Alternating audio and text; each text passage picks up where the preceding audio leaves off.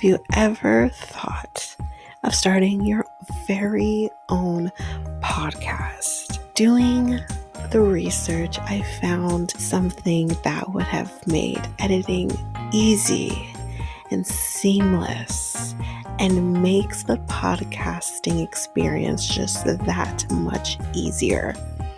And I am talking about Ludo. This is a podcast software that I use for our editing of our episodes. It is amazing. It is easy. You're also able to get help from doing chats and getting the information that maybe you just need a little more help with. They also have access to different articles that can also help you that have been just godsends for me.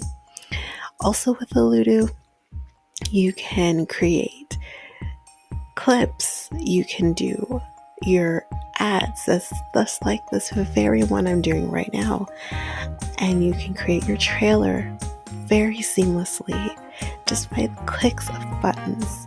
You can also use a Ludo to publish your episodes just straight from the software. It's so easy. I highly recommend it. You can get access to a Ludo by using our unique link, which you can find on our show notes, just down there at the bottom at the show notes. And you can get access to an easy software.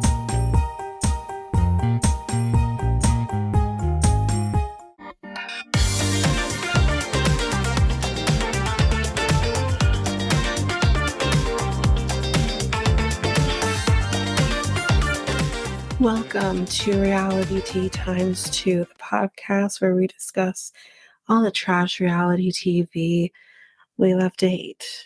I'm Tanika, and today we're going to be talking toe the other way. Yeah. So we do have a few things we're going to discuss off the top. We have, one very quick announcement. Well, actually, we're going to say two. We're going to say two quick announcements.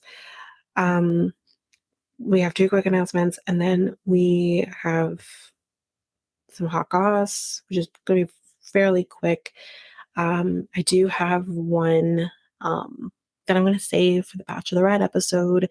It's more focused on that. So you can expect that for the Bachelorette one. So we probably have one, I believe, hot goss, and then we have memes, which is also going to be very short, and then we'll just jump right into the episode. So, first things first, announcement. Should have announced this on the UK one. I forgot.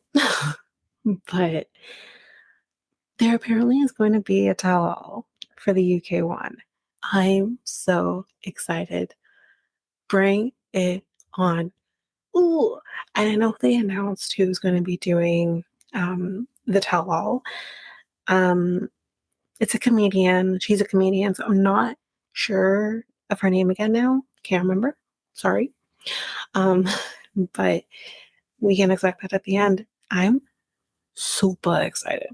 Super. So, yeah. So, of course, as we're covering everything else, we'll cover that. So, very exciting. And the other announcement, which I'm still trying to figure out where I'm putting it, with what probably would be with the shorter episode that we release each week. But I have a friend of mine who you'll all meet at that time who will come in and talk very casually. I won't be any note taking. It'll just be us shooting the shit about Sister Wives. Now, me and my friend, who again you will meet at the time when the time starts, me and her love talking shit about Sister Wives, especially with everything that's been going on within that family lately with, well, is he really a polygamous husband? The fuck no, he's not. So We've been really shooting the shit about it. I thought it'd be a great idea because I feel like this show is so nutso. And I just enjoy talking shit about it. And I feel like everyone else will enjoy our opinions and hear us of talking shit about it. Of course, if you're not a Sister Wives fan, you can completely disregard what I'm saying. But if you are and you want that, you'll definitely get it with me and her. Ava does not watch anything polygamy, so she doesn't have much to say about this. So it'll be me and her talking about it. And again, maybe in the future, if this goes seamlessly, if things really start to pick up with Love After Lockup, Life After Lockup, Love During, we definitely talked about that as well. But we'll start with Sister Wives first, and we'll go from there. But yeah, that's kind of where we're going. Again, we will see whatever the shortest episode is at that time. It's probably, I'm not sure how long UK is going for. The UK is usually always pretty small, but definitely Last Resort is going to be very, very short because we are only covering consistently 3 couples. So that will probably be our go-to episode after that or UK. So that's what you can expect with that. But yeah, that show doesn't start until August 20th. And of course, we will see how that first episode goes with where it comes to trauma and stuff. So we'll keep you posted on when you can expect that to start. And we'll go from there. So, Hot Goss number 1 and only one. Apparently, Dempsey has been posting on her Instagram that she's clearly in Texas. There's no word on whether or not she's with Statler. We don't see Statler. Someone's clearly taking these pictures, though, so I don't know. But she's in Texas, and it seems very interesting that she would pick Texas, of all places. And not to mention, the timing is also pretty perfect because they're probably going to be filming this tell-all very shortly, and maybe Dempsey will be in person and not over video. She also mentioned in a comment on her Instagram that she no longer lives or works on the farm. That is so sad because the farm was gorge. But I wonder if, so I believe Statler, although I didn't read in detail, but I believe Statler did mention that Haben isn't such a great guy, but didn't elaborate on what she meant by that. So I wonder if whatever she's referring to really affected Dempsey and their friendship, her friendship with Ben. So I wonder if that's where it's coming from, what Statler was talking about. But that's kind of low quality hot goss. But anyways, that's all I got right now. And I didn't want to wait to talk about it. But yeah. So that's it for the hot goss for this episode. And we're gonna jump right into the memes. So first one. She's only been with Yohan a year and a half, referring to Danielle. It feels like Danielle has been on my screen annoying me for 10 years. Girl, same. Girl, same. I mean, seriously, we've been having her since what, season 2 of Love in Paradise? And now we had her on 2 seasons of The Other Way. It's so fucking annoying. Anyways. So I think that's also it for memes. There are more. There's 4 in total that I have from The Other Way. So that, again, as always, will be posted to everything. Guys, everything will be posted to Facebook, Instagram, and Threads. And again, be very patient with me with threads. I do want to update people on just everything. Maybe I could start like live threading, tweeting. What do you do? On threads. Could do that. Could definitely do that during episodes.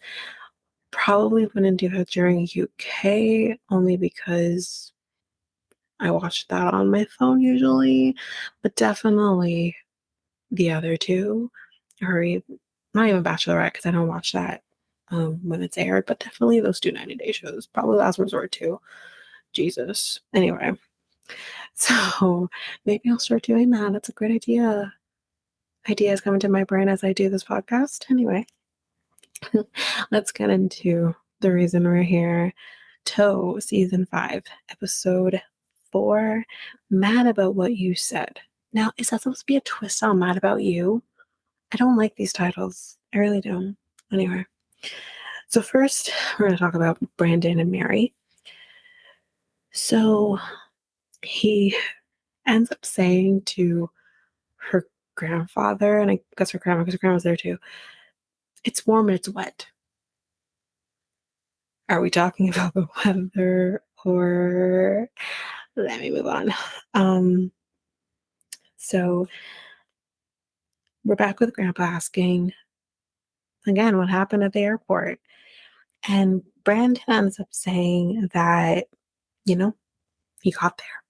He got there and they met, they talked with the brother, and then we drove here and here I am. And Mary literally says, yeah, that's good. What? And the brother is actually like, he's the one translating what Brandon is saying, not even Mary.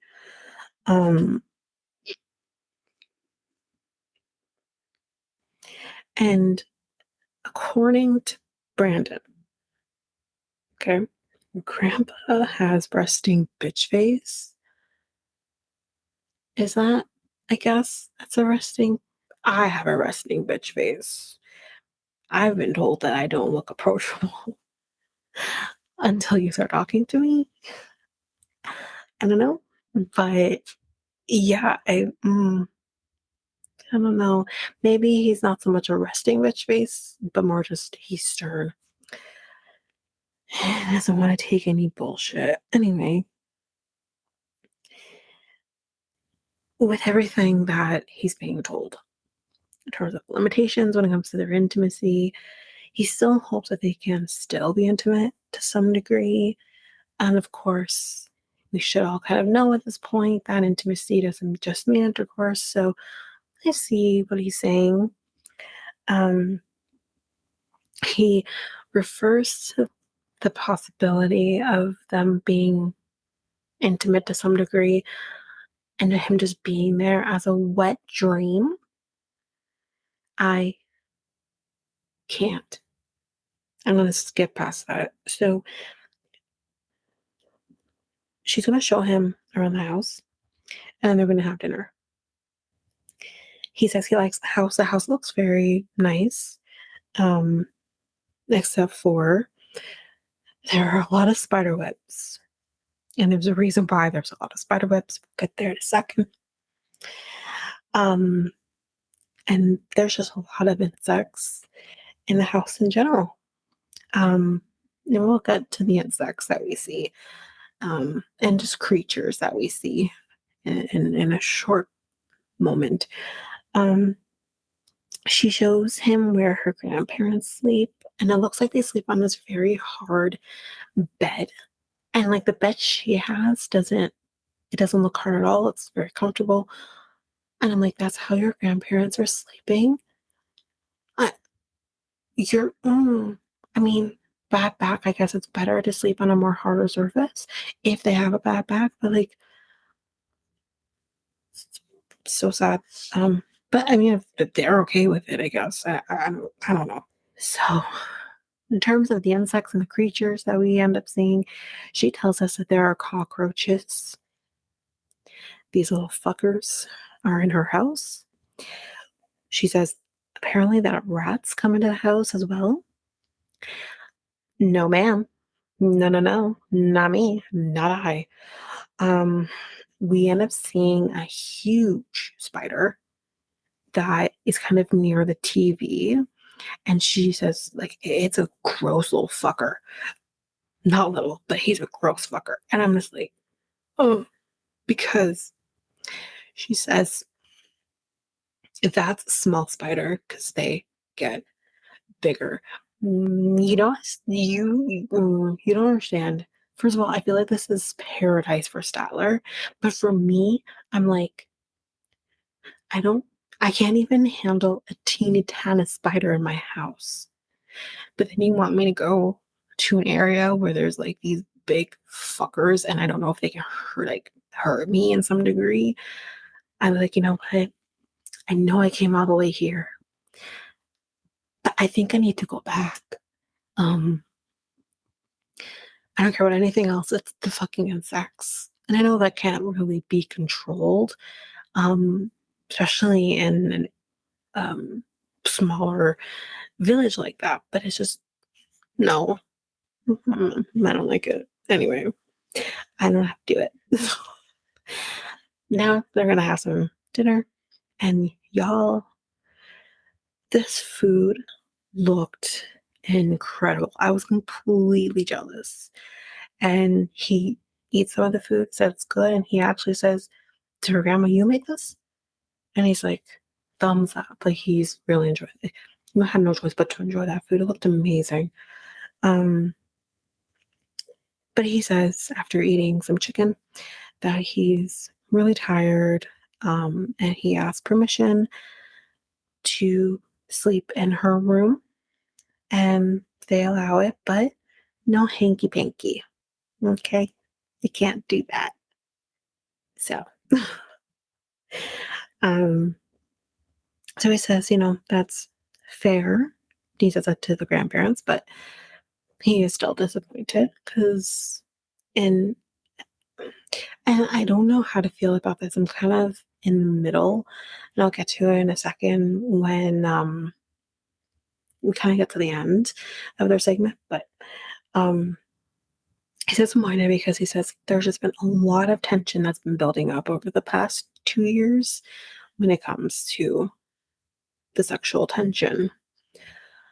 So in the next scene, they're going to the room, and y'all, they focus on this fucking spider, and I don't know what the fuck it was on. Like, was it food, or was it its fucking body? I'm just like, no, just no, just no to the whole fucking thing. Like, anyway, um, moving on. So they're gonna get ready for bed, and they're gonna go change. She changes in the room. She leaves the room to go change, and he ends up showing us like these boxer briefs that he bought just for this occasion because he said it would show his junk, but he doesn't know. But I caught it. He was still wearing those short the boxer briefs. He was still wearing them. I saw them underneath his um pajama pants. Um, but he says, we can't knock boots. Brandon, you're a 23-year-old man. Knock boots? What? I I don't think I have ever once in my life said knock boots. And again, I know it's kind of more of a country thing to say, but I still would have a problem if a person in the South now would say knock boots. There are better things you can say that makes it very clear what you're talking about. And knocking boots isn't it. Anyway, and again, he says that he hopes that she's okay with some intimacy because, again, he talks about the fact that they've had video sex. They probably are sexting. He says she saw me pooping.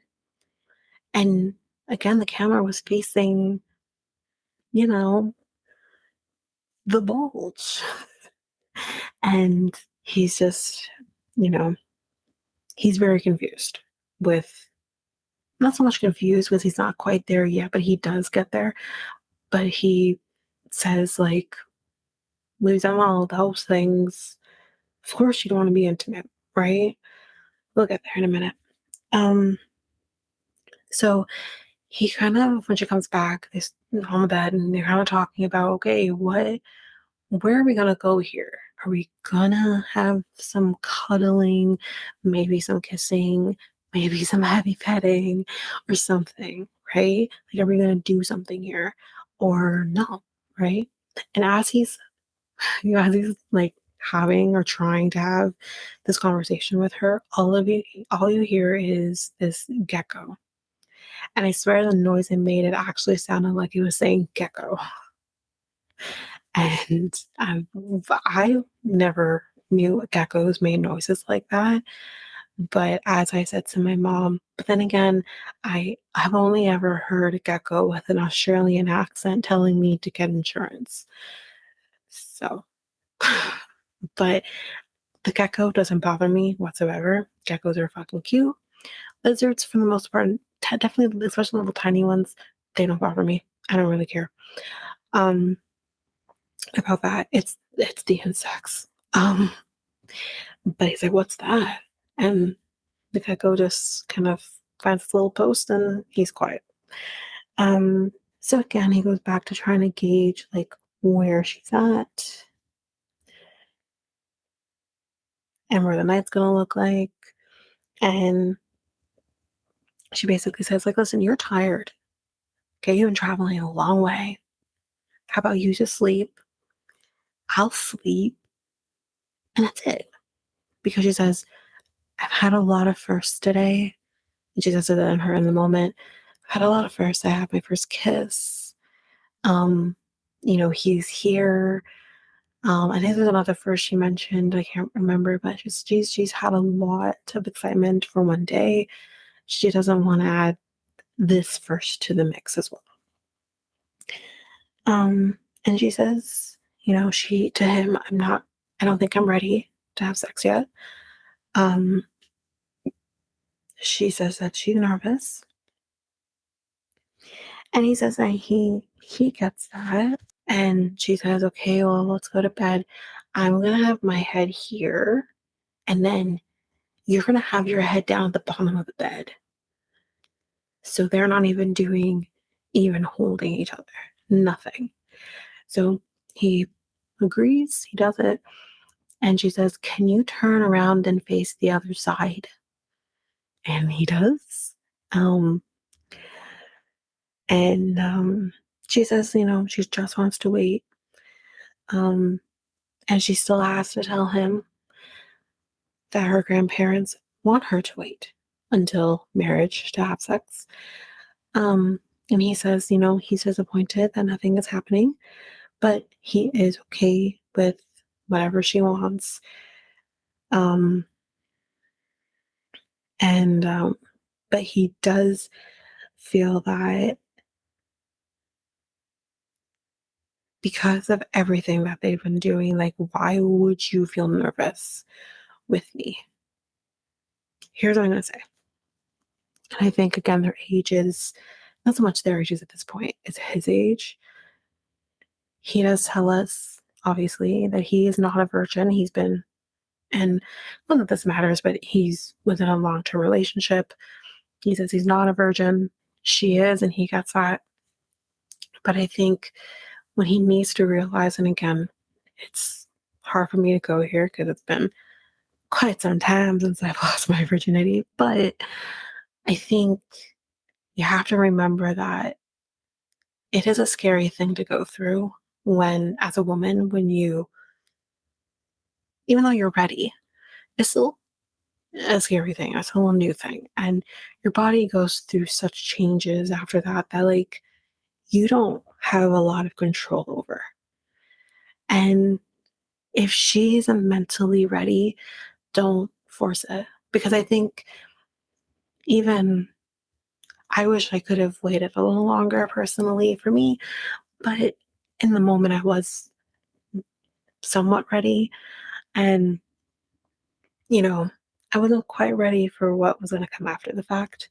So I think like she's just not ready. And I think he needs to respect that. And just because she's had phone sex with you or video sex with you or seen you poop and all of this nonsense, that really changes when you're in front of a person. Um, because it's now very real. You're no longer like picturing what it's going to be like. It's not going to become a reality.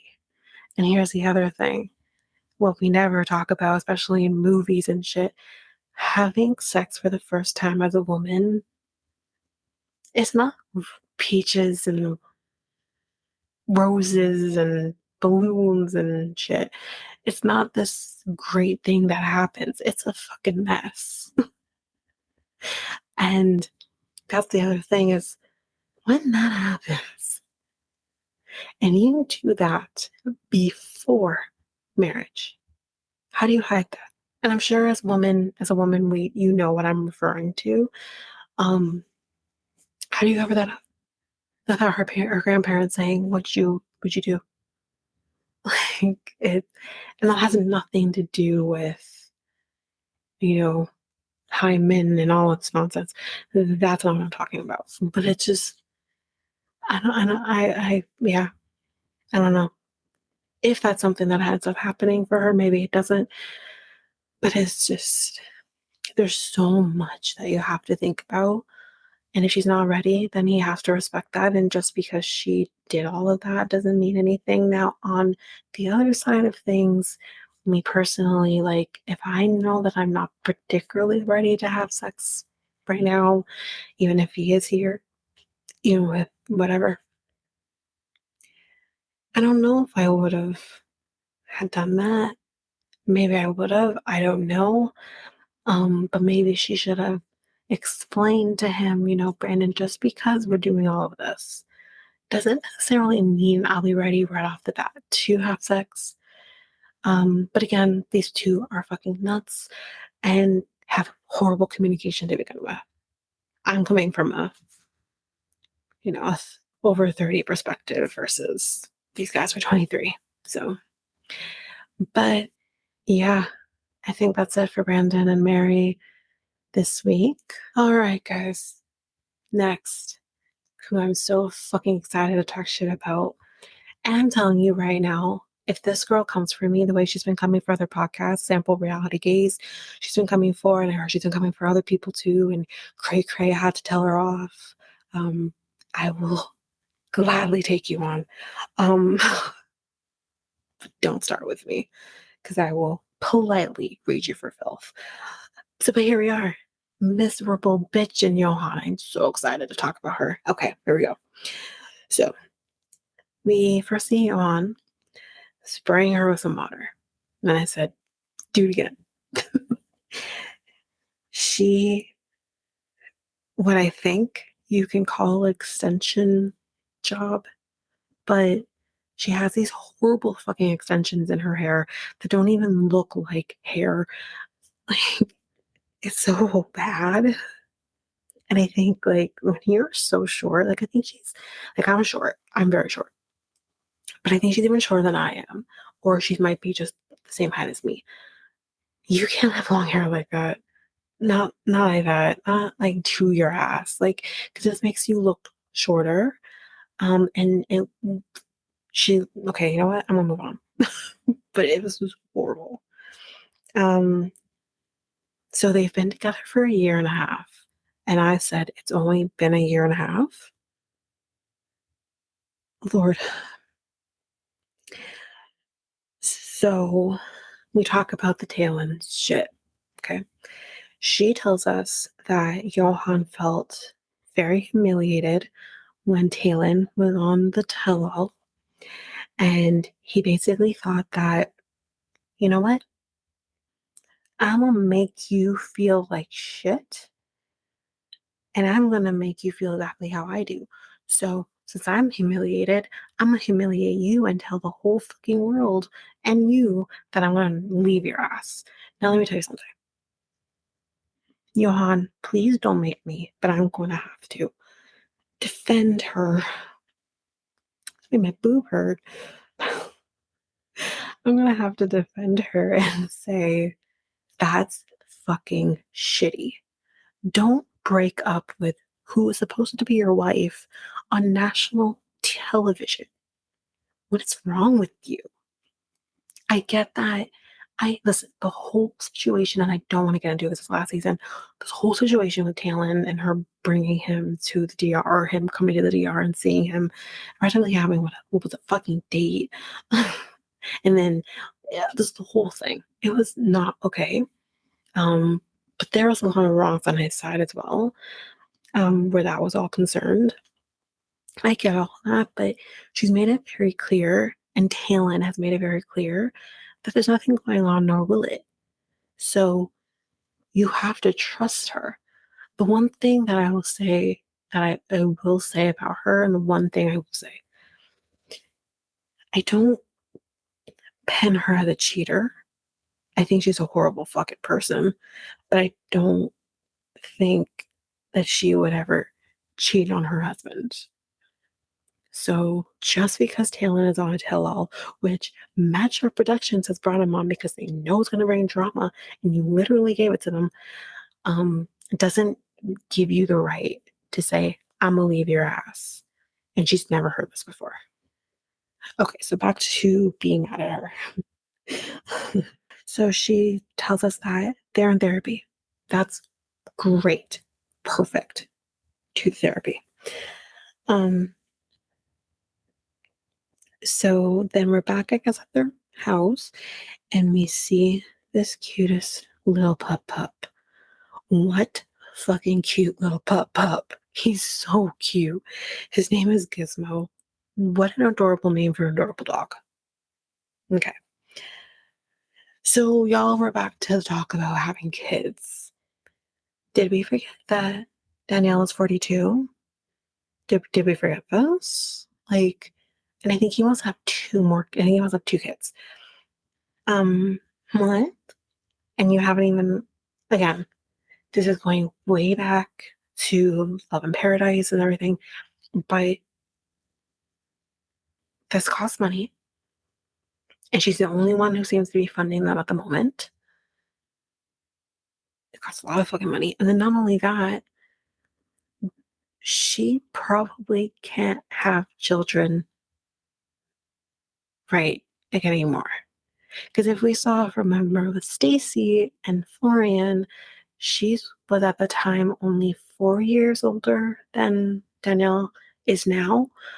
And there was just no way in hell. I mean, she could be getting a period, of course, at 42, but she's in perimenopause, like, which she very well could be at 42. It's not going to happen. Maybe you can shit out one child, maybe.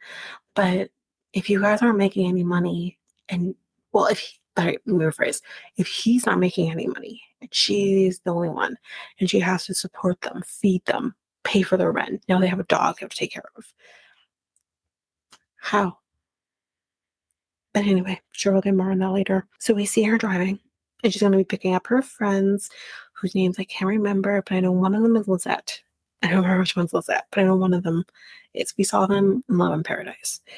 But she's going to go pick them up. They're going to the DR, and they're going to be meeting Yohan for the first time. And this miserable bitch literally cuts in front of these whole heap of cars and said, no, bro, you're going to let me in. Like, literally driving like a New York driver in Dominican Republic. And to the point where she literally cuts in front of these cars, hits her tire on the curb, and then says, sorry. First, listen.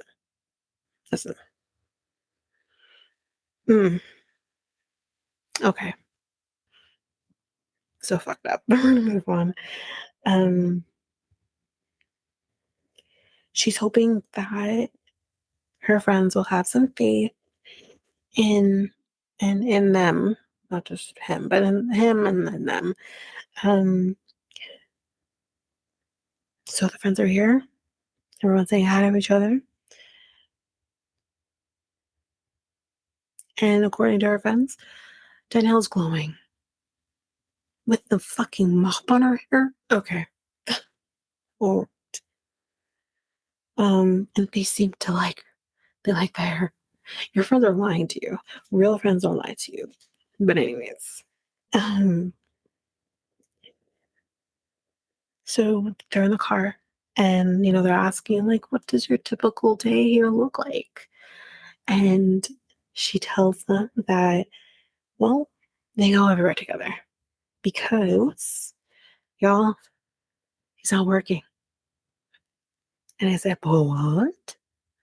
What happened to the butcher shop?"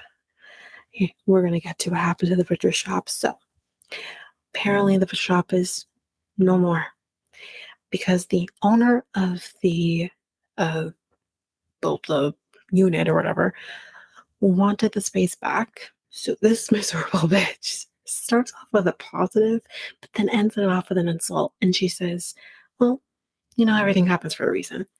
Okay. That's great. And I thought, you know what? That is so positive. And then she said, but you know what? Maybe things would have been a little different if he thought about signing a contract. And I said, fuck. But in her, again, to go on what she says, yeah, honey probably should have signed a contract. But that doesn't change anything. The owner can still kick his ass out whenever he wants, but he has to give a warning. Um, so that Johan can find different space if he so chose to. Um, but it doesn't change anything, but it does make things a little harder for him to get kicked out of the space. So, as I've mentioned before, their money is only coming from her now. She talks about all these different jobs that she's doing. One that she missed though was fucking unfiltered. Let's move on. And him. Wait a minute. I know we don't want to talk about the elephant in the room or anything, but she says that the whole money is coming from her and the fact that I don't know really if she has an unfiltered account, but she definitely teamed up with Stephanie Motto for an event that just happened about a week ago. That was unfiltered event. So I don't know, but you're trying to tell me that this man has a big dick and that no one since has tried to give you money for it. Um, he has an unfiltered account, so of course he has money coming in. He doesn't want to talk about the sex work in the room, I guess, or maybe you're not allowed. I don't know. Um, anyway, he's contributing then. Anyway, her day, she mentions, is really boring. Basically, just kind of do bullshit all day, and then they decide, oh, what are we going to do today in the afternoon? And that's their day. Cool, cool, cool. So they're almost at the house. And then we see Johan. He doesn't even need to move. His long ass arms just touch this dog without even fucking moving. And I was like, this puppy's adorable. And then in walks Danielle and the friends. And her friends just go straight to him and hug him. And they're in awe of him. Like, they're literally in awe of him. I think one of them says, oh, you're so big. And that's what she's been saying. So, anyway, they brought a toy for Gizmo. He seems to like it. And so they sit down to eat. They have some empanadas and, the food look good. Um, so they do ask him, like, do you think she's been adapting very well to, DR life? And he thinks that she hasn't fully adapted to the DR culture. And, get on with all that. They do say that they think that these two lovebirds are so in love, but they were doing tit for tat previously. Is that love? Anyway, um, but they do need to compromise. Because the one thing that, again, I agree with is he seems to have a little bit of misogyny going on, that he thinks because he's the man, you bow down to me in a sense. It's not that extreme. And that's not Danielle. She's not that kind of person who's going to sit down and take your shit. And that's okay. You shouldn't have to take anybody's shit. Um,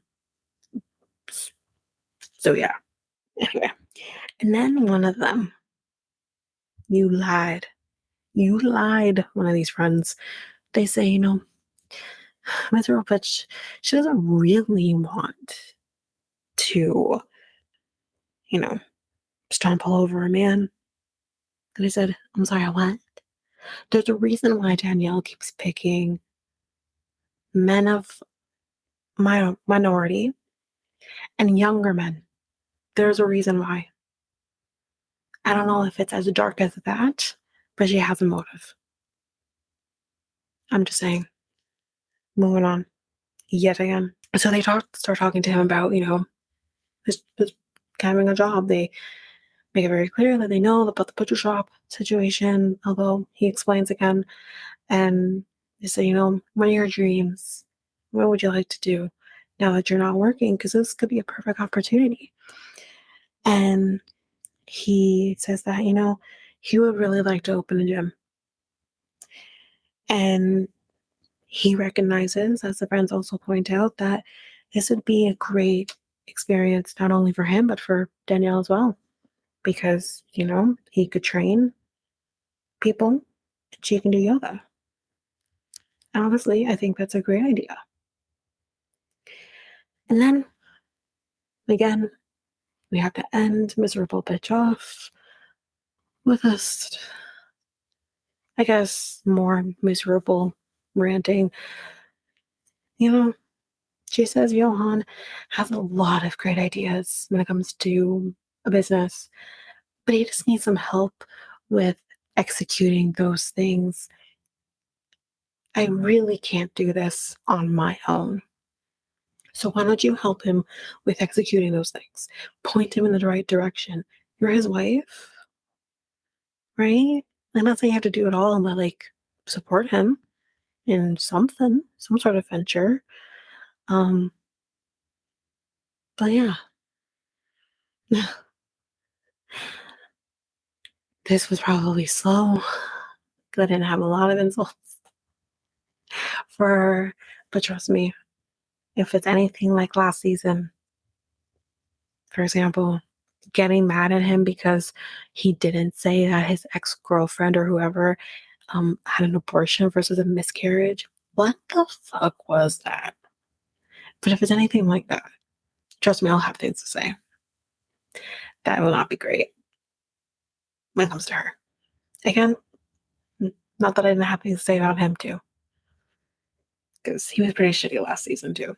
So, but that's it for Mr. Hobich and Yohan.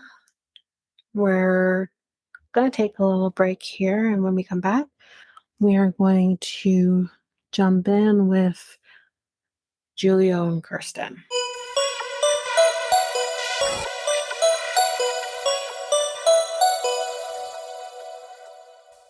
And back. So we're going to jump in and talk about Julio and Kirsten. So she's going to be meeting more of his family, and she's nervous about it, especially after the meeting with mom the night before. They go outside, and as they're going outside, he's like, oh, let me show you something. He shows her a bullet hole that looked like it's kind of in the lower part of the roof. Apparently someone got shot across the street, and then there was a flyaway bullet, and one went into his home. And he's like, oh yeah, my mom was I think the bullet landed in the kitchen. She's like, yeah, she was in the kitchen 15 minutes after it happened. And yeah, that's crazy. But that's New York, isn't it? Anyway, it's everywhere nowadays. Anyway, Um, she says that, seeing a bullet hole or seeing guns in general is very foreign to her because that's just not a thing in Amsterdam. That sounds amazing. He tells her, just, be yourself with the family, but you gotta be loud because his family is loud. So they get there and we see that his family is playing dominoes. His mom is there, even though, like, they don't really show her very much, but I caught it. His mom was definitely there. And he says, no one knows that he's moving. Like, no one, obviously, because he hasn't told anybody. And you can see that, yeah, his family is very loud. As with his mom, he only told the rest of the family 3 weeks prior to her coming that she even, like, existed and all of this. And, his family says, like, would you move here after you guys get married? And she says, no, I don't want to live here.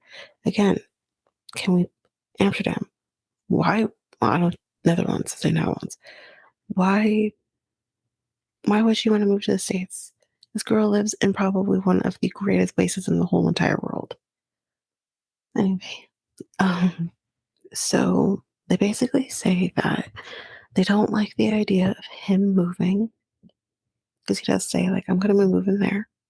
That's the plan. Because they're very close, the family. Um, and I think actually someone does say, you don't know how close we are. And, you know, we can't be like separated, basically. I'll get to my thoughts on the family in a second. Um, but someone ends up saying, and I said, this isn't your fucking business, but let me say what they're going to say.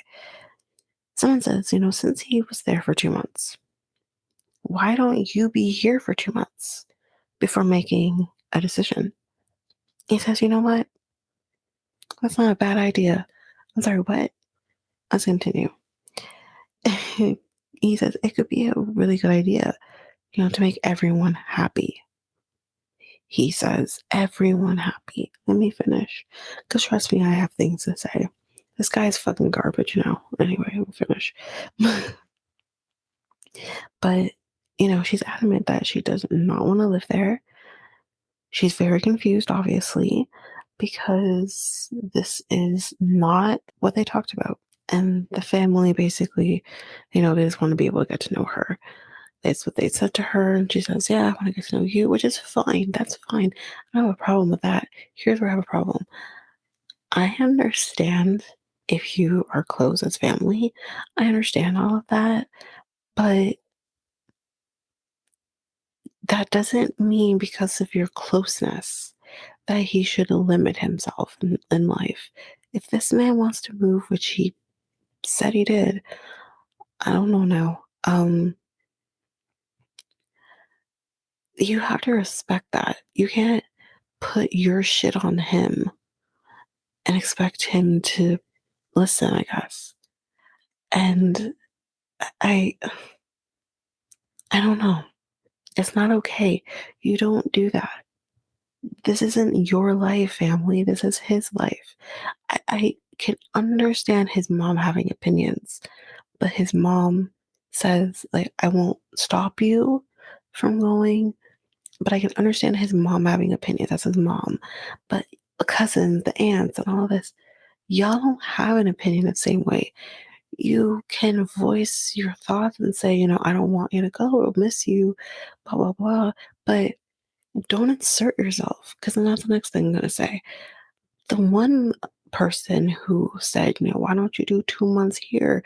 Because he did 2 months there.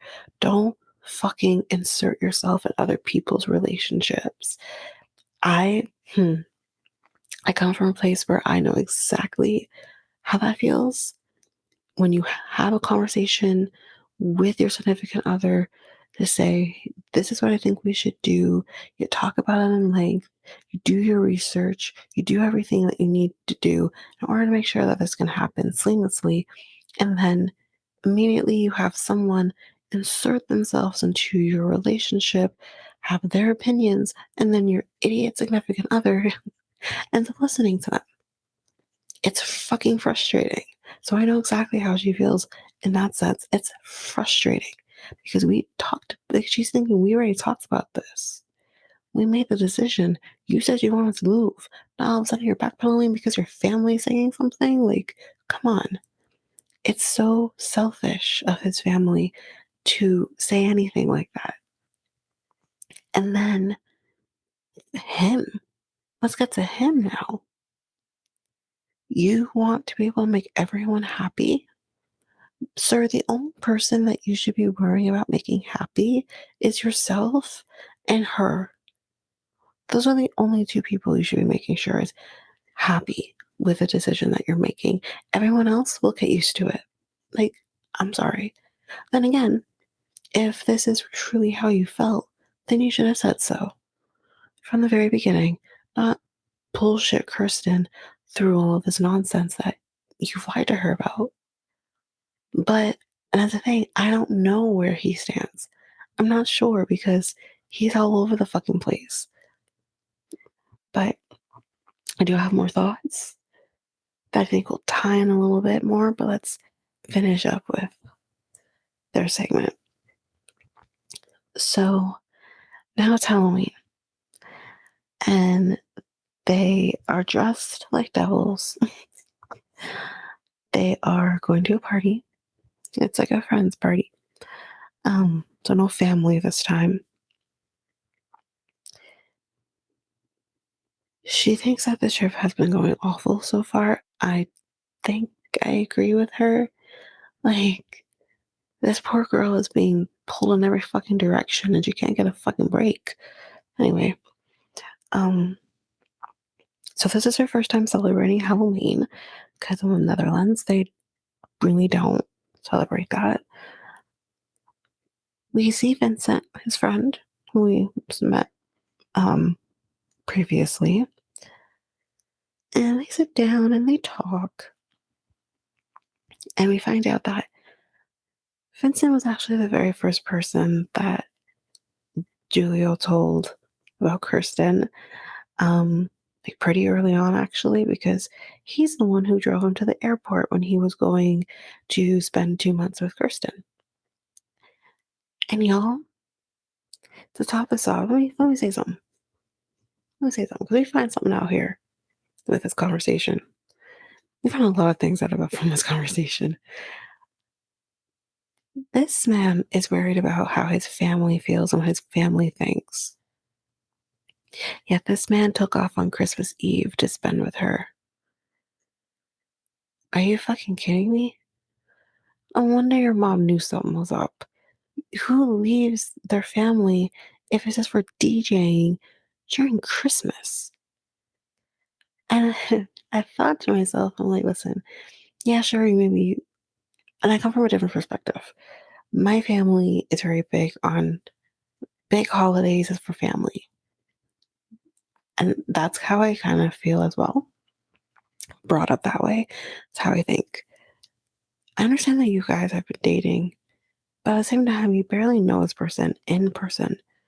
And you take off during what I consider a family holiday. You couldn't go during, like, I don't know, here in Canada we have Boxing Day, so you couldn't go during then? You couldn't go during Boxing Day. And then you could have had New Year's with her instead of fucking Christmas. You could, okay. Anyway, I'm just saying the hypocrisy, Jesus, of this man is unreal. Because it's like, sir, you're so about, oh, my family, I want to make sure they're happy. Yeah, you took off during Christmas. This man's backwards. Anyway, Vincent questions whether they can live together.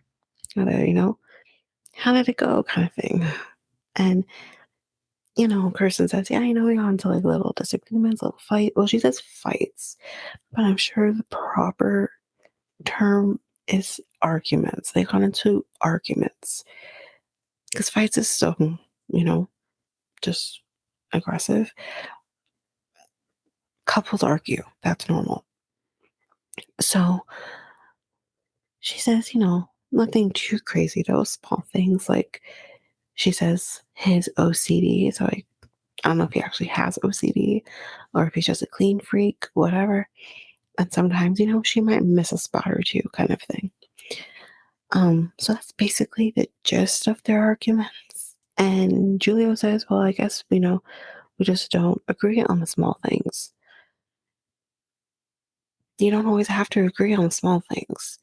It's just, if you don't agree and you tend to argue, you just have to hear each other out kind of thing. That's, I think, is the basics of what you can hopefully expect.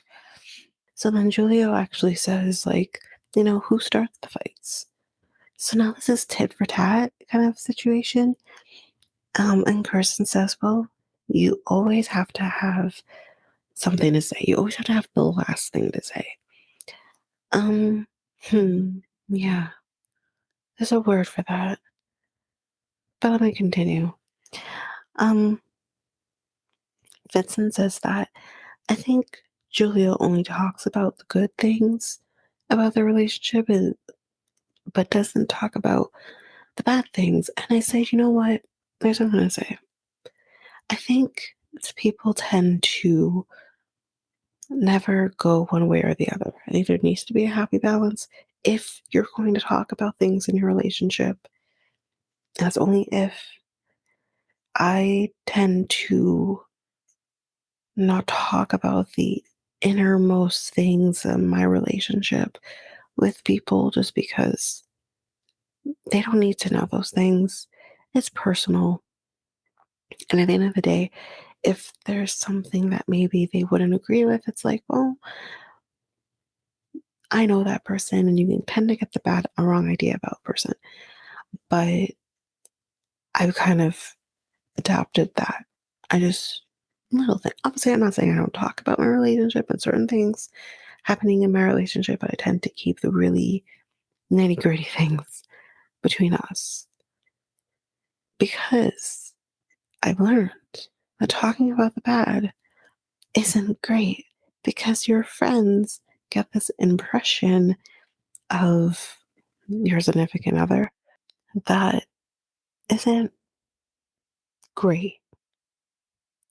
But then at the same time, if it's all just perfect, which no relationship is, you do talk about the good. But at the same time, what I will say is if this man only wants to show the good to his friends, that's his decision. I think it is better than showing the bad, personally. And I don't think there's a lot of bad to discuss, though. That's the thing.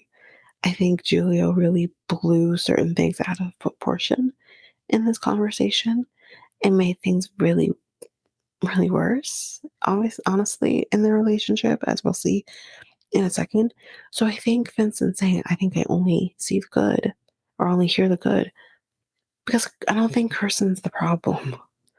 I'm sure, yes, they argue, like I said, couples argue, but in the grand scheme of things, Kirsten's not the problem here. So let's finish up. So then Vincent, and in true fashion of what his family did earlier, inserts himself in their relationship after they've had conversations about what's going to happen. This idiot says to them, well, says to her, how would you feel if Julio wanted to live on his own? Because honestly, he doesn't have to live with Kirsten because he's doing all this on his own. But that's not what they talked about. They didn't talk about him living on his own. And Julio, jumps on it and says, you know what? That could be a good idea. I could have my space, you could have your space. Because we do fight, we could avoid those fights. That's not fucking healthy. You can't avoid the fights. You shouldn't avoid the fights or the arguments. You shouldn't avoid them. You should lean into them because that's what helps your relationship grow. So I'm just like, are you fucking kidding me, sir? So you basically want to run away from the arguments because you're not man enough to have them? So, um, she says, okay, well, if we get an argument, just go for a walk. You don't have to stay there and have the argument. Just go for a walk and come back. And then, um, and then Julia says, you know what? Like, but he's got a point, right? And then he actually does the audacity to say to her, would you be open? Well, actually, sorry, that was Vincent said this just to make it worse. Would you be open to living apart? Um, and then it's in the moment he says that um, the trip, her trip to New York, is really showing him different ideas. Fuck your family, fuck your friend, because that is not how it should be. Different fucking ideas, but you can't think for yourself. Y'all had a conversation. Y'all had an agreement. You talked about this, as we know, for over a year. Not over a year, maybe about a year. About what you were going to do. You have delayed your trip, as we find out, twice. You were supposed to be there 6 months ago. And now you're switching the shit up because your family and your friend can't keep their fucking mouths shut. Fuck this guy. Fuck this guy. Um, and again, like this has never been communicated. So he's changing the rules on her. And that's so not okay. She says that, he should have said something before. She's very confused. And she's like, this isn't fair to me.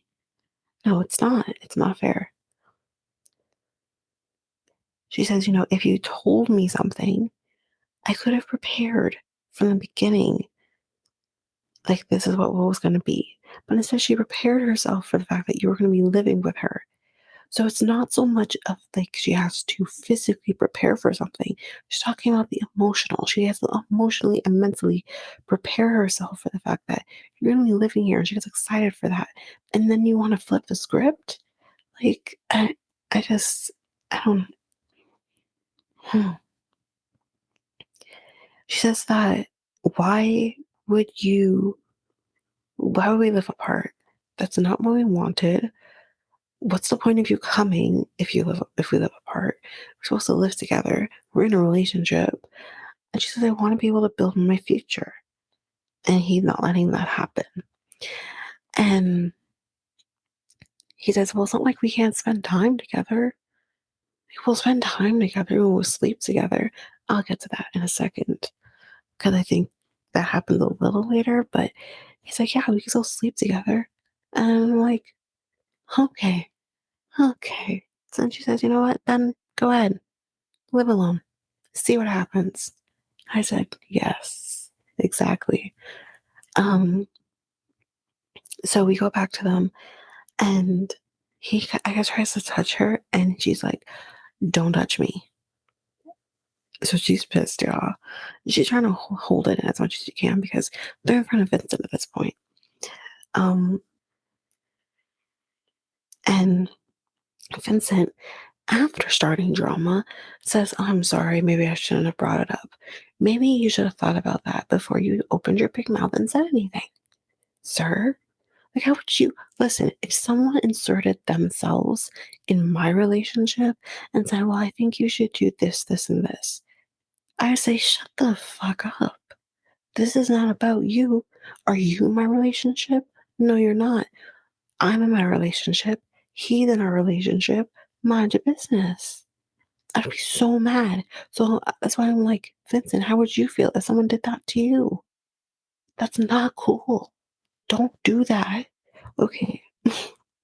Julio says to her, it was a thought that came through his mind and he just never thought about it. No, jackass Vincent thought about it. It was Vincent's thought. that went through your fucking mind? Like, don't. Okay. He says, it's a decent idea because they have their moments, y'all. They have their moments. Yeah, we all have our moments. That's so normal. What does he want? This picture perfect lifestyle? Does he want a Stepford wife? Is that what he wants? Because, like, so what if you have moments? This guy is a fucking child. If he can't handle moments. And this is where he says, we can sleep together, but we'll have our own space. So I said, okay, so she's okay for you to sleep with, but you can't live with her? So you're down for the benefits, but you don't want to live with her? I would literally say, sir, she, she's shut down. She's striking. She's retiring. Fuck you. If you don't want to live with me, then don't think you're gonna get the benefits of everything you want. Like they spend time together. Yeah, you're supposed to be living together. I don't understand. And that's the other thing. How are you gonna afford to live on your own?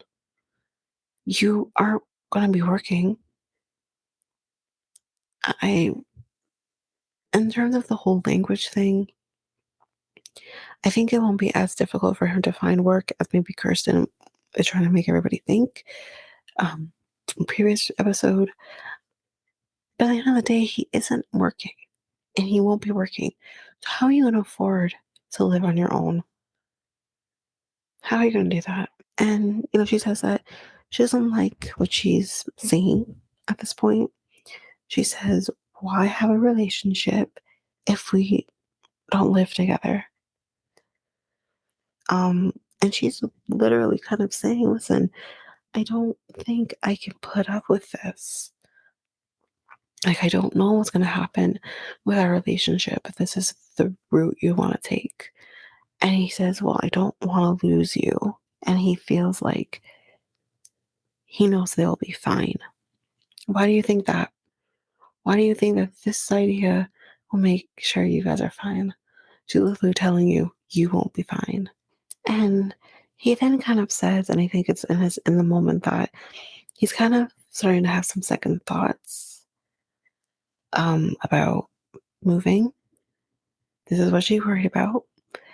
And she just says, I just want to go home because she knows enough from this trip so far. And she just wants to go home. And I don't blame her. Why stay through all that if I'm like, well, this isn't going to turn out the way I want it to? I feel so bad for her. I think she needs to run away from this guy.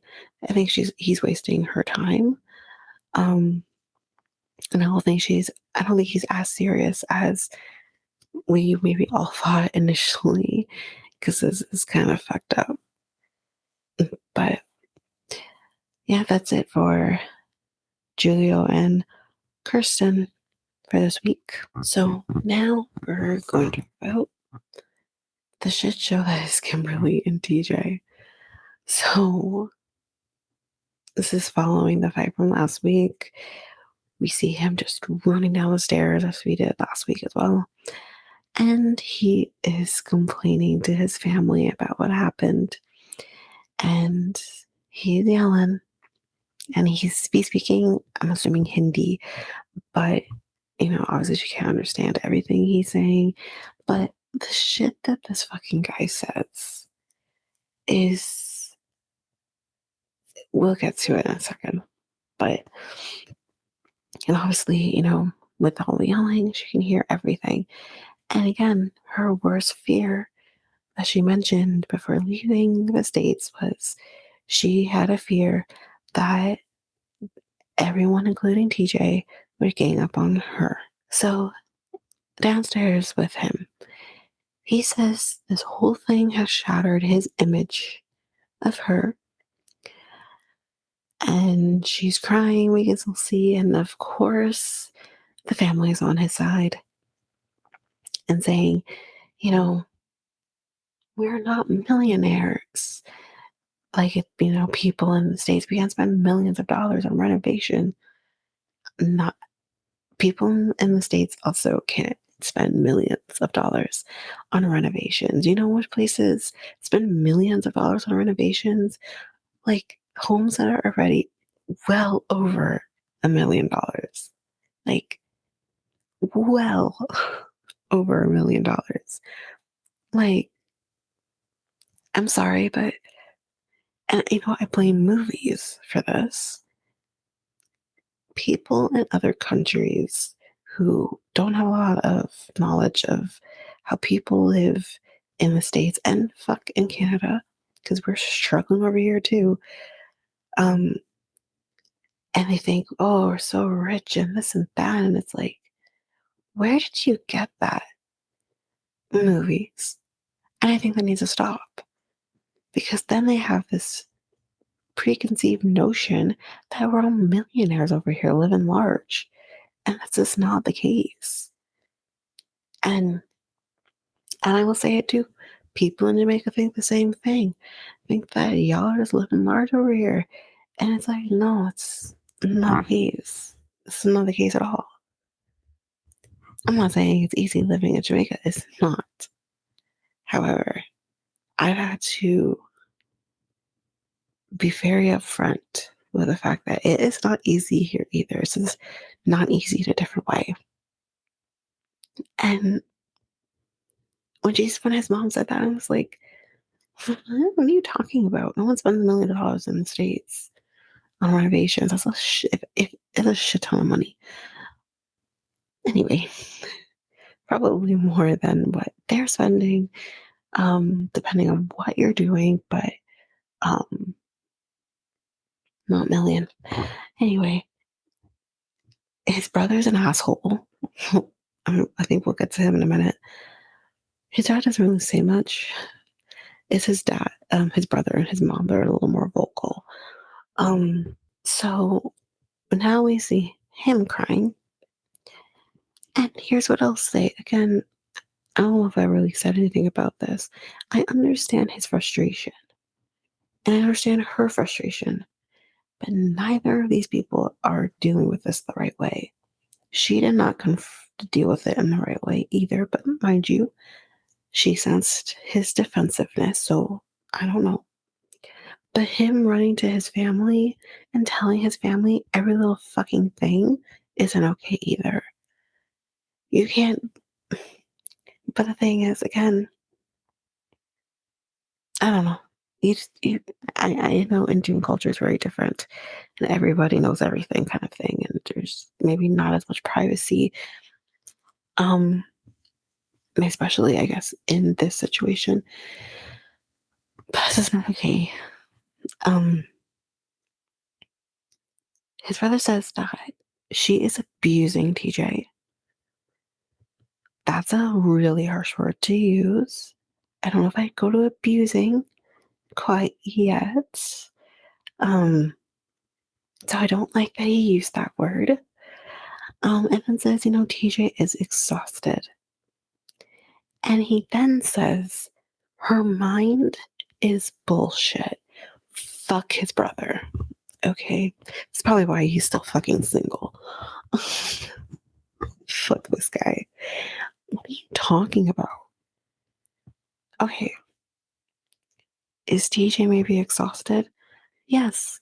I'm not going to deny that maybe TJ is feeling exhausted with everything. I'm not going to mince words there. But for you to say that she's abusing him and then to say her mind is bullshit, I could turn that around and say, sir, your mind is bullshit too. What you just said about her is bullshit.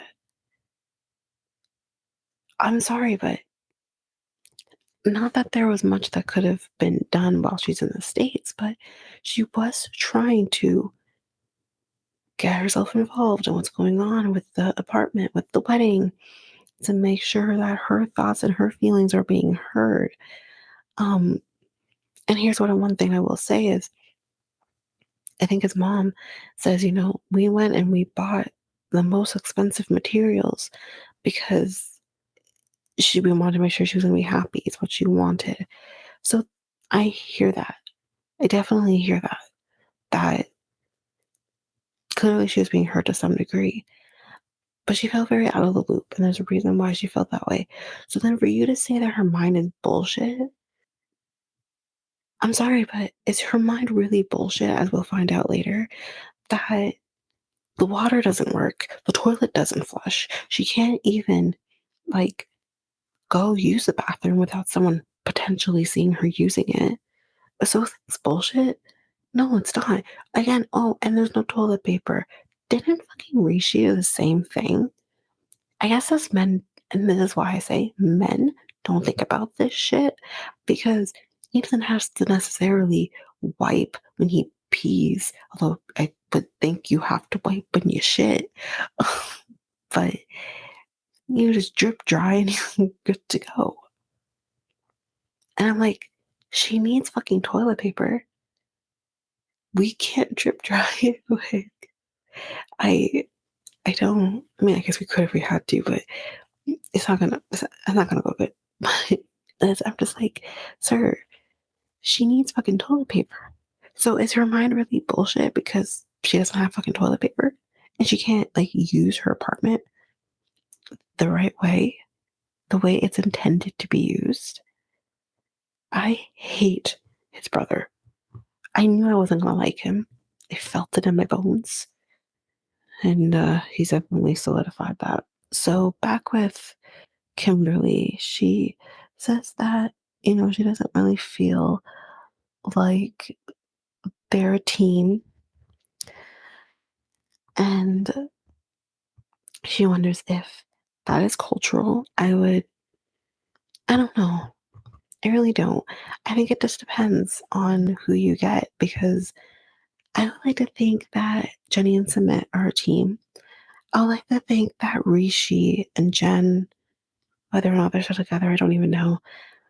I would like to think that they would have been a team because they seem to really value her and value her opinion, although he didn't handle all things properly. But, well, I think, yeah, maybe you're right to think that way.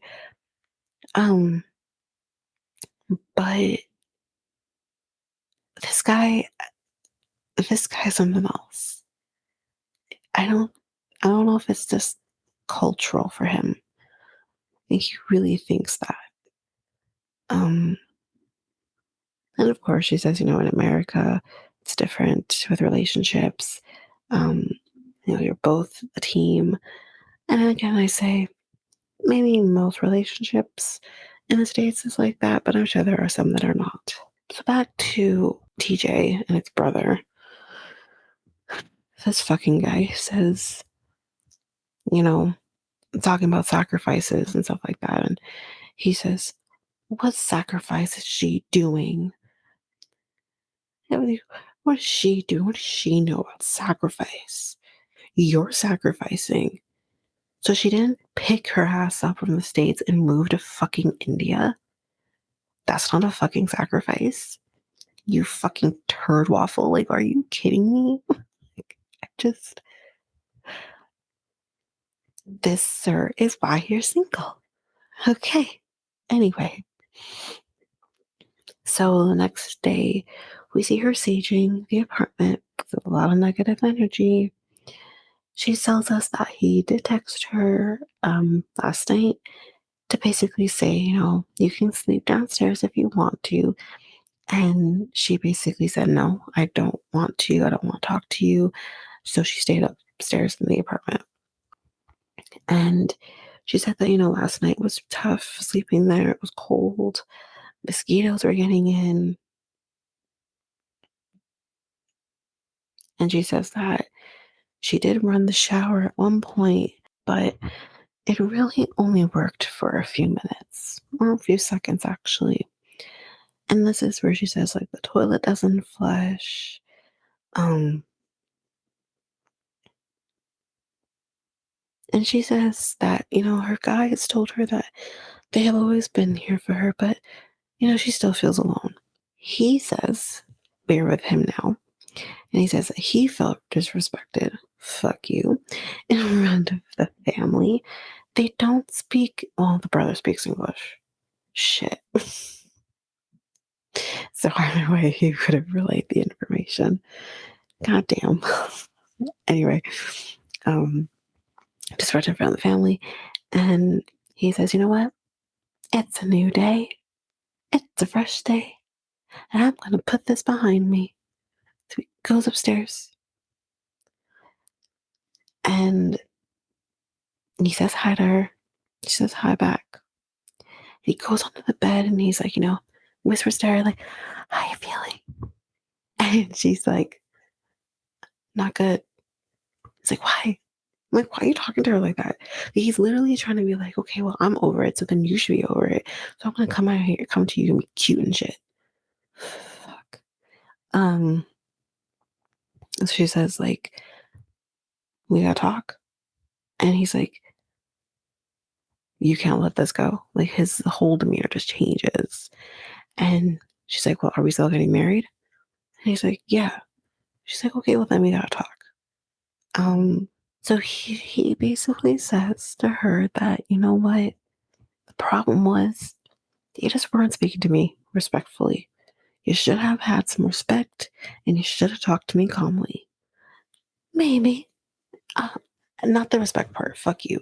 But the the calmness, maybe. Maybe. But I think the problem is that she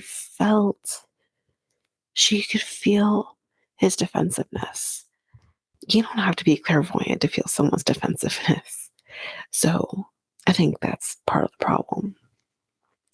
He brings up being called a dick.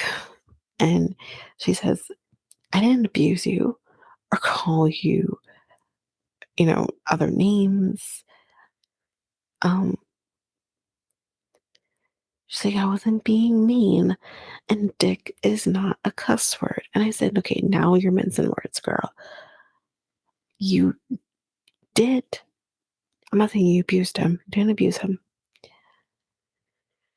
I won't touch the mean thing. That's, I don't know, let's go there.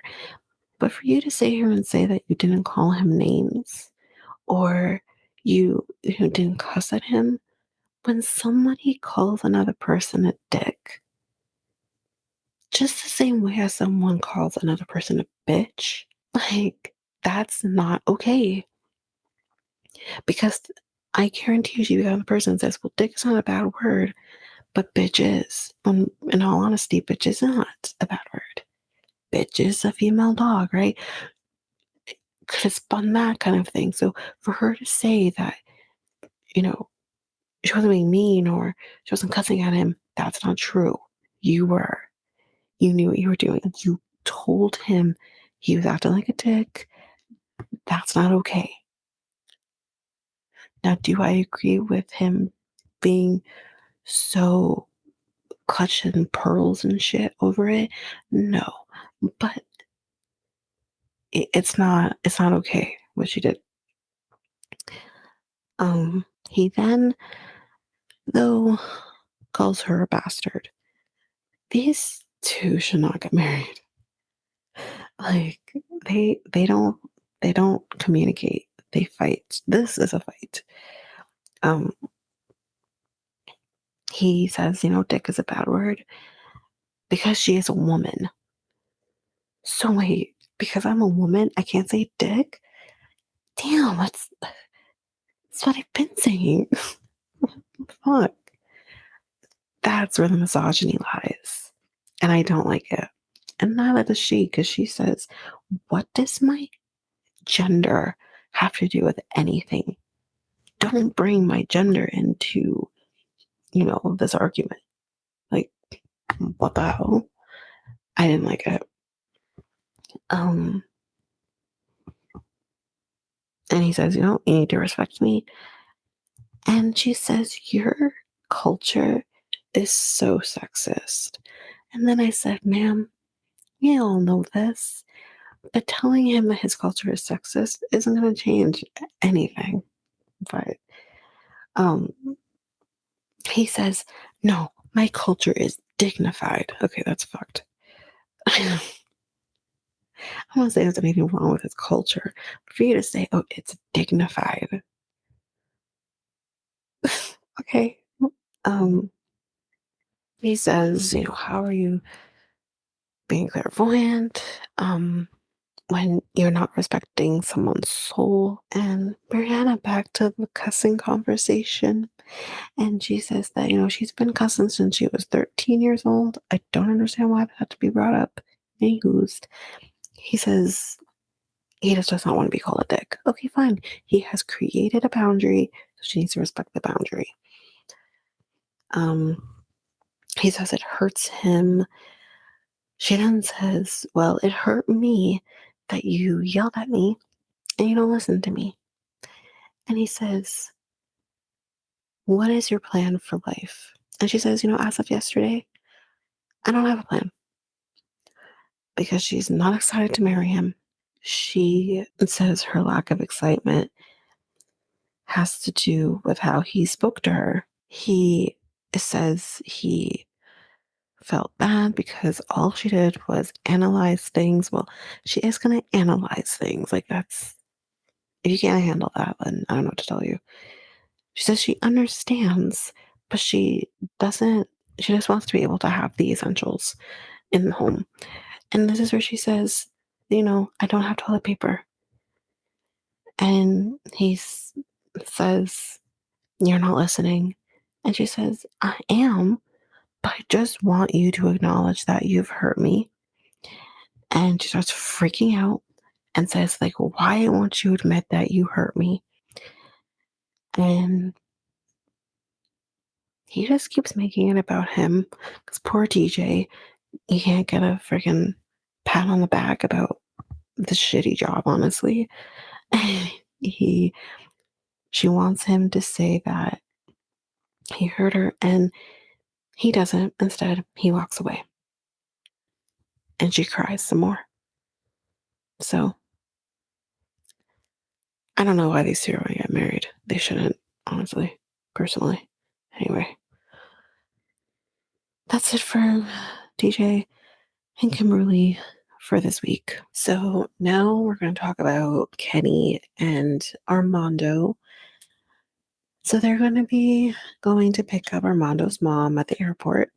She's going to be spending some time with them in Mexico City for a bit, and then she's going to be taking Hannah back with her to San Felipe. Armando is saying it is in the moment that he is now starting to see the benefit of potentially moving. We find out that his mom has always been nervous about Mexico City.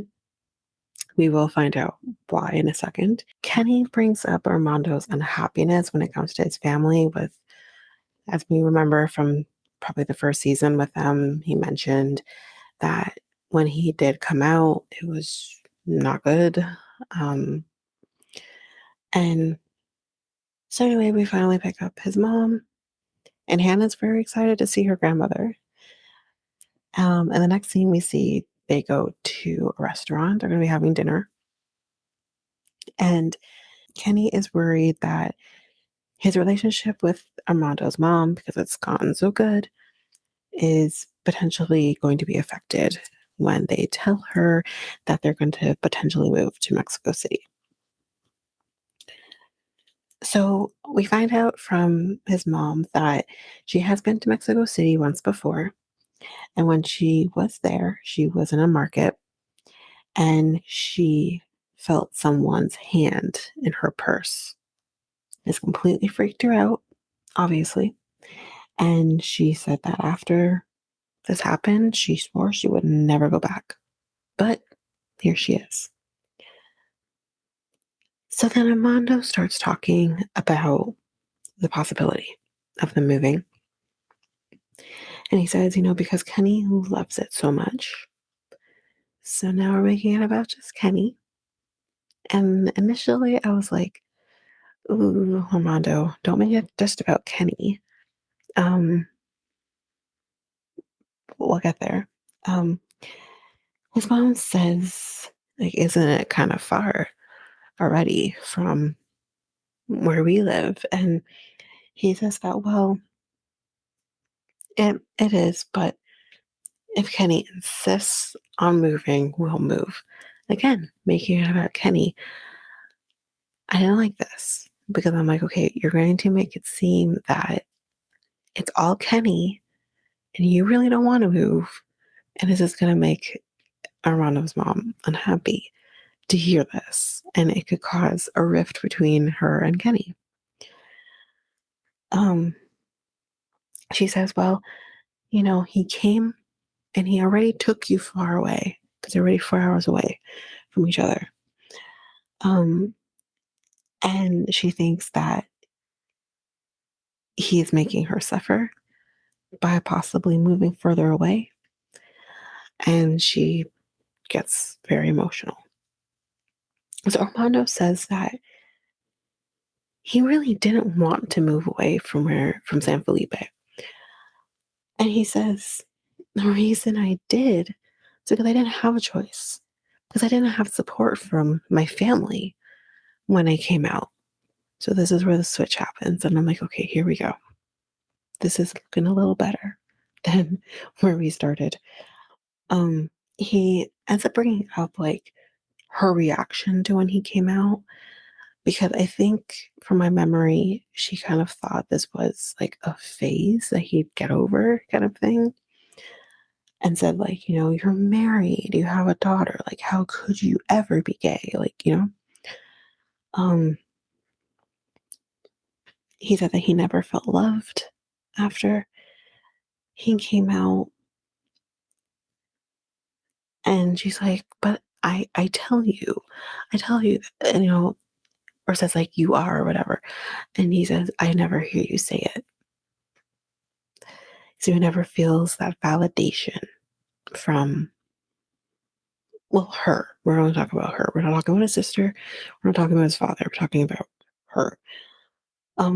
He says that, when he first came out, he says at the end of the moment, he tried to be patient with everybody who he did tell, because I don't think his dad knew at first. It was his sister and his mom, I believe he came out to first. And he says, I was trying to cut everybody slack. Well, and his wife at the time, she also knew. Anyway, but yeah, he did have, I was trying to cut everybody some slack. I knew this was a lot. Um,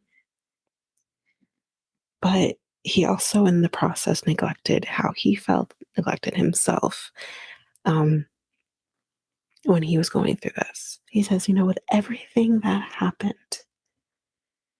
and he was kind of referring to Hannah's mom in the way she took it.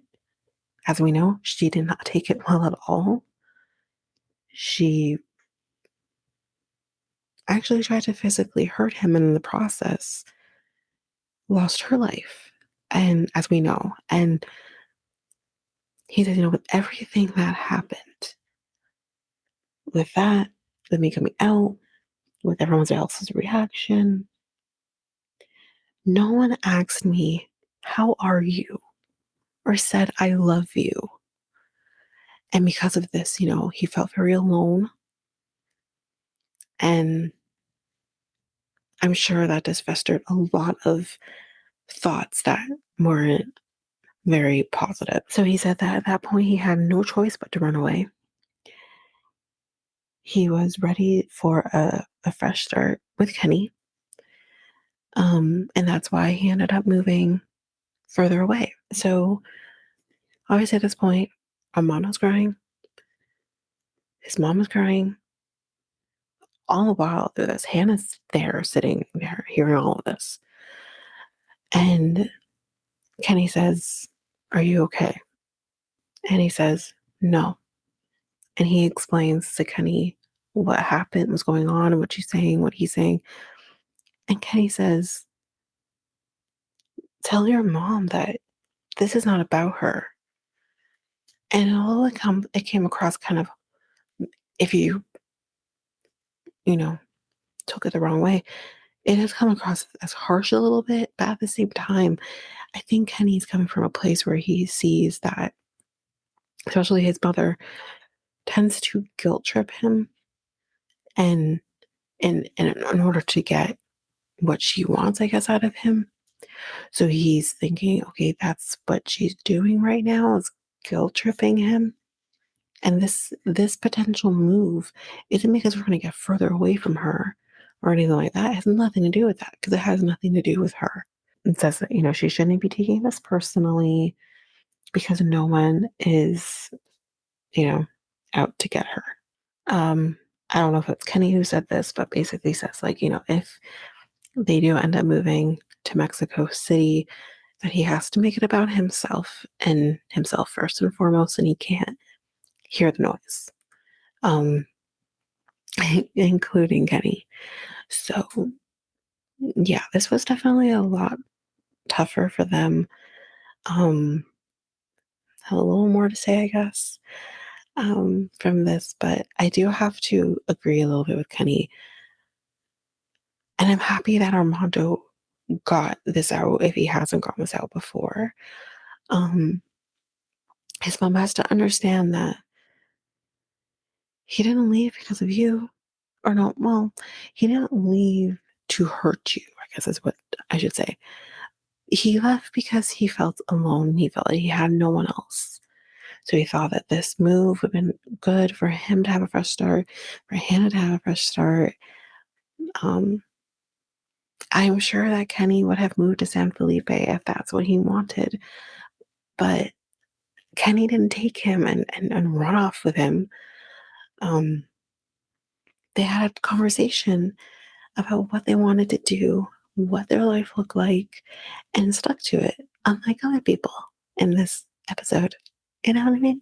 So, um, there's definitely going to be more conversations between them, which we'll get to on the next time on. But that's it for Kenny and Armando. So, last but certainly not least, we have Holly and Wayne.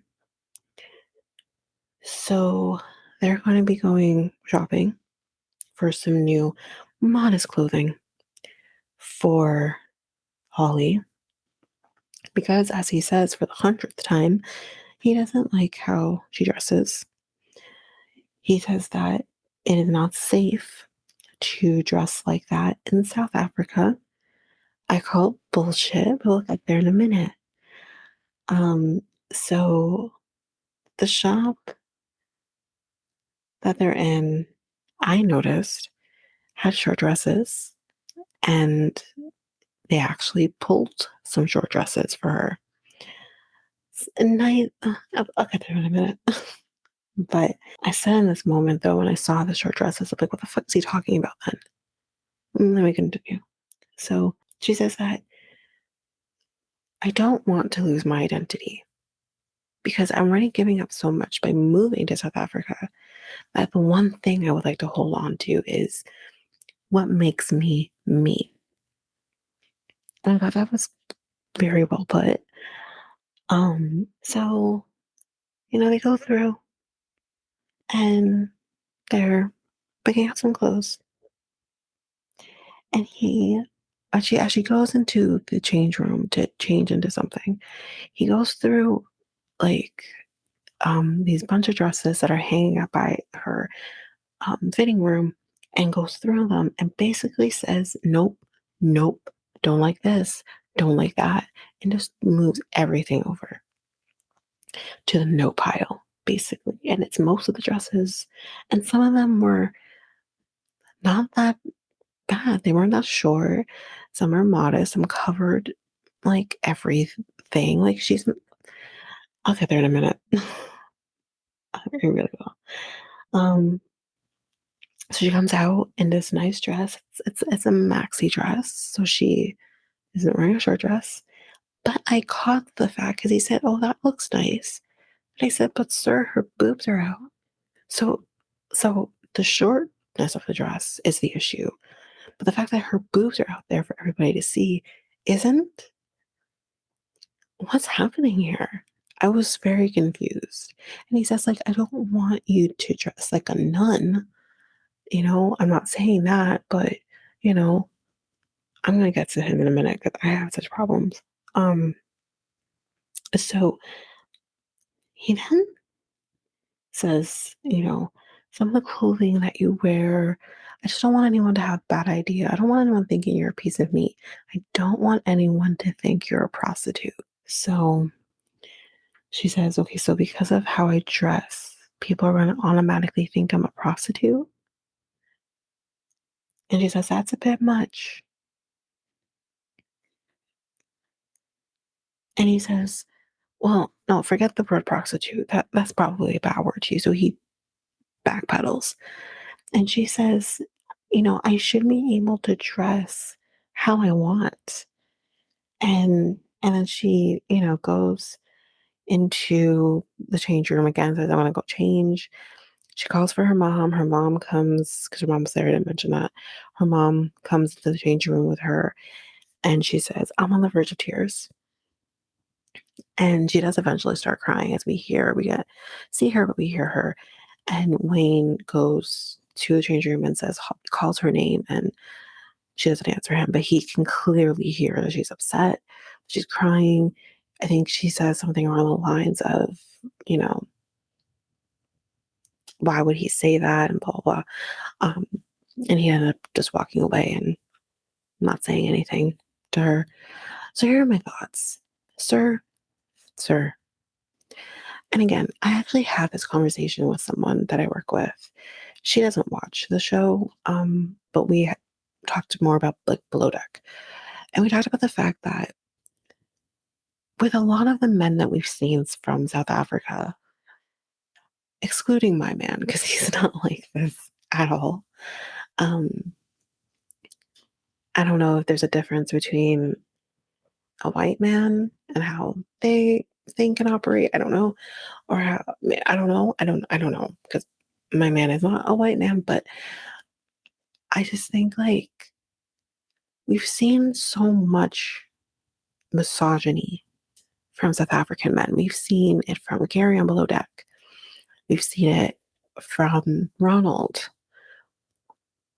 I've seen a little bit from Sinjin, not to the same degree, but I know a lot of shit came out about him after the fact. Um, and now we're seeing it from Wayne. And I'm just like, listen, do I think she needs to wear something a little different than what she wore at the airport? Yes, I do agree with that. Because yes, her boobs were coming out. Her legs were open for everybody to see.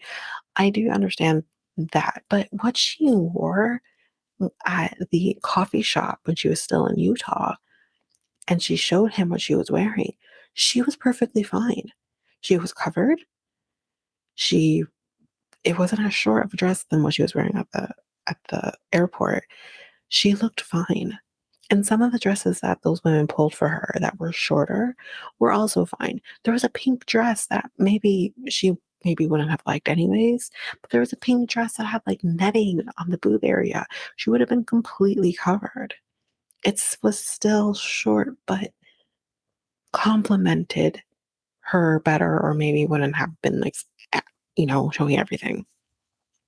So for him to say, like, I don't want you to look like a prostitute now, let's get to that, is a low blow.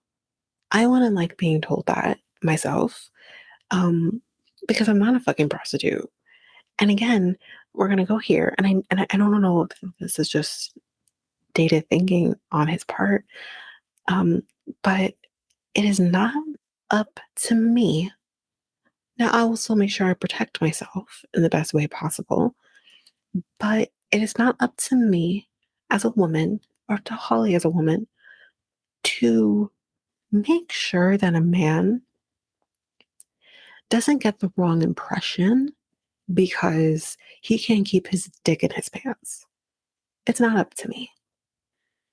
And that's basically what it comes down to. It's like, well, if a man attacks you, it's your fault that he attacked you because what were you wearing? It brings that back that we're still dealing with. And it's just like, sir, That's fucked up for you to say. You should be able to trust that she is safe. And again, at the same time, I'm sure at some point she'll be more comfortable to go places on her own. But right now, she's not. She's not going to go anywhere on her own without you. She can't even drive really on her own right now because they drive on the other side of the road. So it's just like, where's she going to go? And then if she's home, like she's home, like she's going to be more comfortable. Um, so no one's really going to see her unless someone breaks into your home again. But like, I'm just like, sir, like, what the fuck are you talking about? And this is why I said, like, you're not, I, this whole thing about you're in South Africa, so you have to dress modestly. It's not about South Africa. And I hate that he's making it about South Africa because it's not to the point where you can't express yourself because people can't do the right thing. He's making it about him and the fact that he doesn't want her dressing a certain way because he is going to have a problem with people looking at her a certain way. It's about him. And this is where I'm like, okay, you're now on the shit list. You're now on the shit list.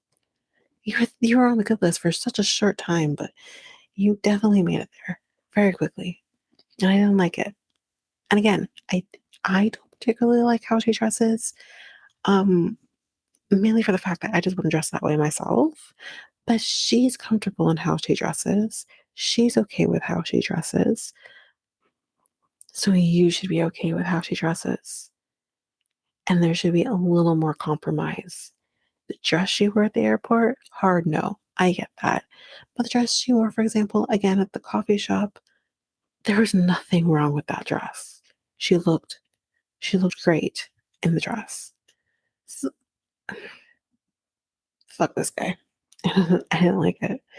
Didn't like it at all. But that's it for Holly and Wayne this week. So next time on, so we see that Mary wants to make Brandon chubby because she says that he will be huggable. And she literally is like force feeding him. And I'm just like, ma'am. So here's my thing. I'm just going to say this really quickly. You're not trying to force feed him more food so he gets chubbier because you think he'll be huggable. You're doing it because you don't want him to look desirable to other women. I said it. We all thought it. So, um, Kirsten now questions Julio on whether he really wants to move. And Yohan says he wants to have 2 kids. And I said, what about the money? Or they said, like, what about the money? And I said, really? You don't have money to be able to have even 1 kid. And you're running out of time. You're running out of so much time. Anyway, Armando talks to his mom some more about his experiences with coming out. And then we see TJ's brother basically calls Kimberly stupid when it came to the apartment. And Kimberly completely holds her own and says, you will not call me stupid. Like, definitely holds her own there. But that's it for that. I've noticed that we still have a couple that we haven't met yet. I think he's from Turkey. I don't know about her, but we still have one couple that we haven't met. So that's interesting. So I don't know when we'll see them, but we're on what? I don't know what episode we're on now. 3, 4. And we haven't met them.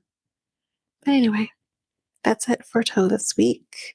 If you like what you heard, please make sure that you share this with everyone in your life. Also, make sure that you hit follow or subscribe on your favorite podcast app so that you don't miss a single episode. If you want to rate or review, well, rate and review, which really does help with our growth. You can do so on either Apple Podcasts or Spotify. If you're an avid YouTube user, you can listen to this podcast on YouTube by going to Reality Tea ×2. If you want to connect with us, you can do so by following us on Facebook, Instagram, and Threads at Reality Tea times 2. You can also email us at realityteatimes2@hotmail.com. We have a website where you can listen to all of these episodes and also get links to currently just Facebook, Instagram, and YouTube. I'll work on Threads. And that website is realityteatimes2.aludu.com. All of that information will be in our show notes. Well, that's it for now, guys. Thanks. Bye.